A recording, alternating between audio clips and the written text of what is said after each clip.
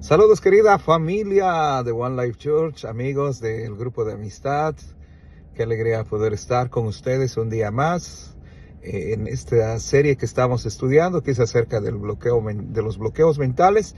Y en esta oportunidad hablaremos acerca de la culpa. La culpa es una atadura al pasado. Y para que podamos entender un poquito el contexto, vamos a hablar del libro de Juan, capítulo 21, y estaremos utilizando 4 versículos del 15 al 19, pero básicamente, para ubicarnos en contexto, estamos viviendo un momento en la vida de los discípulos, donde los discípulos están tristes, están sufriendo la ausencia de Jesús, porque Jesús ha muerto, pero han escuchado también que Él resucitó. Todavía están en esa etapa donde están comprendiendo la magnitud de la resurrección, no lo pueden entender, pero en medio de ello es que se da y se suscita este pasaje. Jesús ha resucitado. ¿Y qué es lo que hace? Tiene un reencuentro con ellos. Entonces, una de las cosas con la culpa es que hay personas que no avanzan, no porque Dios no les haya perdonado, sino porque ellos siguen viviendo como si no les hubiera perdonado. ¿Sí? Todavía están viviendo en ese momento difícil de su vida que ahora les produce esa culpa, ese error del pasado que ahora te hace sentir culpable, esa decisión del pasado que ahora te está atormentando.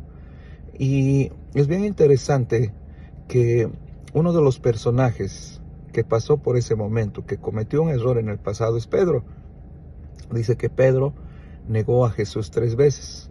Y no fue un error pequeño, fue un error público, doloroso y lleno de vergüenza. Y es después de esto que Pedro hizo lo que muchos hacen: volvió al pasado, volvió a lo que conocía, volvió a pescar. Y sabes, la culpa tiene ese efecto, te regresa a la versión de ti que Dios ya cambió. Y por eso voy a tocar 4 puntos para que tú puedas ver lo que definitivamente la culpa quiere hacer con tu vida y lo que Dios también tiene planeado para tu vida. Lo primero, la culpa te hace retroceder a tu vieja identidad. Cuando Pedro se enteró de que el maestro había muerto, obviamente sabía por conocimiento de que iba a resucitar, pero en su sentido de culpa por haberlo negado, ¿qué es lo que hizo? Dice que lo separó a él, lo apartó a él junto con otros discípulos para ir a pescar. Entonces él volvió a su vieja identidad. Su vieja identidad era la de un pescador. Pero ¿cuál era la nueva identidad que Jesús le había dado? Era la de un pescador de hombres, de un pescador de personas. En otras palabras, Jesús le estaba diciendo: voy a utilizar tu vida para que tú seas un mensajero y levantes a muchas personas en fe y les permitas tener una comunión con Dios. Y eso es lo que sucedió. De un Pedro del inicio de los evangelios, pescando, cansado, sin propósito, a un Pedro en Hechos 2, donde después de que recibe el poder del Espíritu Santo, ahora este Pedro, lleno del poder del Espíritu Santo, les habla de Jesús, les dice a los hombres: arrepiéntanse, bautícense y el Espíritu de Dios va a venir sobre ustedes. Y ese día, cuando Pedro se levanta valientemente y en su propósito, dice que 2,000 personas se acercan a Jesús y se convierten en discípulos de Jesús. Entonces la culpa lo que hace es te convence de que no eres digno de avanzar. Te hace pensar: ya fallé, soy inútil, ¿verdad? Ni modo, esta es mi naturaleza. Y quiero decirte que no es eso. Al contrario, sí, Dios te quiere liberar de ese pasado. Y cuando no sanas la culpa, regresas a lo que Dios ya te sacó. Así que como primer punto, hoy día, la culpa te hace retroceder a tu vieja identidad. Y eso quiero que reconozcas, que Dios ya te sacó de ahí y tiene un propósito para ti. Lo otro que aprendemos también en estos versos de Juan 21, el segundo punto, es que Jesús no te define por tu caída, sino por lo que vas a llegar a ser. Y en Juan 21:15, Jesús le hizo esta pregunta a Pedro, le dijo si le amaba. Sí, no le dijo: me fallaste, Pedro, me fallaste, me negaste. No, Jesús no estaba enfocado en el error, sino estaba enfocado en el corazón de Pedro. No lo confrontó para condenarlo, sino para restaurarlo. Y cada vez que Pedro le decía, sí, Señor, tú sabes que te ama, Jesús le decía, apacienta mis ovejas. Eso que le estaba diciendo en otras palabras. Le decía, yo tengo un plan para tu vida. Sí, yo tengo un plan. Lo que ha sucedido este momento, obviamente, ha sido un momento difícil en tu vida, pero hay un plan mucho más grande y tú tienes que tener esa capacidad de levantarte de ese pasado de culpa por fe a lo que Dios tiene para tu vida. Y lo que quiero decirte es que Dios no cancela tu llamado por tu caída. ¿Sí? Él ha dicho algo y Él lo va a seguir sosteniendo sobre tu vida. Él ha dicho muchas cosas, tiene muchas promesas sobre tu vida y Él lo va a seguir sosteniendo. También el punto número 3, la culpa te hace mirar atrás, pero la gracia te empuja hacia adelante. ¿Eso qué quiere decir?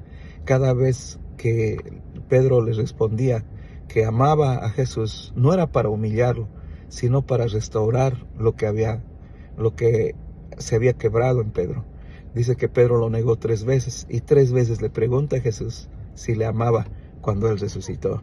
Por eso en Filipenses 3:13 la palabra nos dice, olvidando ciertamente lo que queda atrás, nos extendemos a lo que viene adelante para cumplir ese llamado que Dios nos ha dado.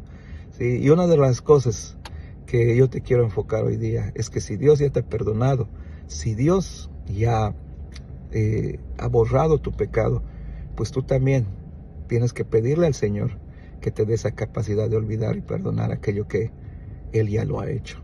¿Sí? No podemos avanzar si seguimos viviendo y reviviendo nuestros errores del pasado. Por eso la culpa mira al pasado, pero el perdón de Dios te posiciona en tu propósito. Amén. Y como último punto, el perdón de Dios no solo limpia tu pasado, sino que te redefine para tu futuro. ¿Eso qué quiere decir? Que el Señor no Jesús, cuando le habló a Pedro, incluso le habla de su futuro. Le dice, Pedro, voy a utilizar tu vida, porque tú vas a ser como una piedra viva ahora. ¿Sí? Vas a ser como aquel que va a motivar a otros para que sigan el camino. ¿Sí? Por eso le dice el Señor a Pedro que aún Él iba a utilizar la vida de Pedro para que sea uno de los pioneros de la futura iglesia. Y es lo que vemos en Hechos 2. Eran 120 los que estaban ahí, que estaban esperando la promesa del Espíritu Santo. Y cuando llega el Espíritu Santo sobre ellos, como una lluvia de fuego, dice que estos 120 se convierten como en la primera iglesia. ¿Y qué es lo que sucede? A través de ellos el Evangelio se extiende hasta el día de hoy. Y a todos los que estamos en esta otra parte del continente, miren cómo el Evangelio ha venido y ha cruzado aún mares para que tú y yo hoy día, más de 2000 años después, estemos más que convencidos de que Jesús es nuestro Salvador, de que Jesús resucitó y de que Él tiene poder para limpiarnos de todo pecado, para limpiarnos de toda culpa, de todo pasado. Y sabes, lo más precioso, para darnos vida eterna. Por eso en 2 Corintios 5:17 dice, si alguno está en Cristo, nueva criatura es. Las cosas viejas pasaron y aquí Dios tiene algo nuevo. Así que hoy día yo quiero animarte, ¿sí?, a que tú veas a Dios como no solamente el que borra tu error, sino el que te da una nueva identidad. ¿Sí? Y eso es algo que en Él nosotros podemos tener. Como conclusión, ¿sí?, quiero decirte que tu error no es tu identidad, que tu pasado no es tu destino y tu culpa no tiene la última palabra, porque Jesús nos vino a recordar que Él murió y pagó por todos nuestros pecados. Ahora yo quiero hacerte 2 preguntas para que puedas dialogar ahí con tu grupo de amistad. ¿Sí? La primera, ¿estás viviendo desde tu culpa o desde el perdón de Dios? Eso es lo primero que quiero que tú puedas compartir en tu grupo de amistad. Y otra de las preguntas es, ¿en qué área sientes que Dios no te está utilizando o no eres digno de que Él te utilice? ¿verdad? Entonces, comparte tus respuestas porque Dios quiere trabajar en tu vida. Y quiero decirte que nos vamos a reunir también como grupos de amistad el día jueves 21 de mayo para poder tener una noche de escuchar testimonios, de poder orar por estas áreas específicas. Sí, esa noche vamos a orar, vamos a pedirle a Dios, vamos a declarar libertad sobre nuestras vidas, vamos a pedir que Él, sí, nos libre de todo temor, nos libre de toda rigidez, nos libre ahora de toda culpa, porque el que puede hacerlo es Dios. Y como nosotros hacemos de que eso venga también a nosotros, clamándole, buscándole y buscándole como a su iglesia. Así que disfruta este tiempo que tú tienes en comunidad y espero que Dios siga dándote de su sabiduría para todo lo que tú necesitas aprender respecto a este tema que estamos considerando, que son los bloqueos mentales. Bendiciones y hasta una próxima oportunidad.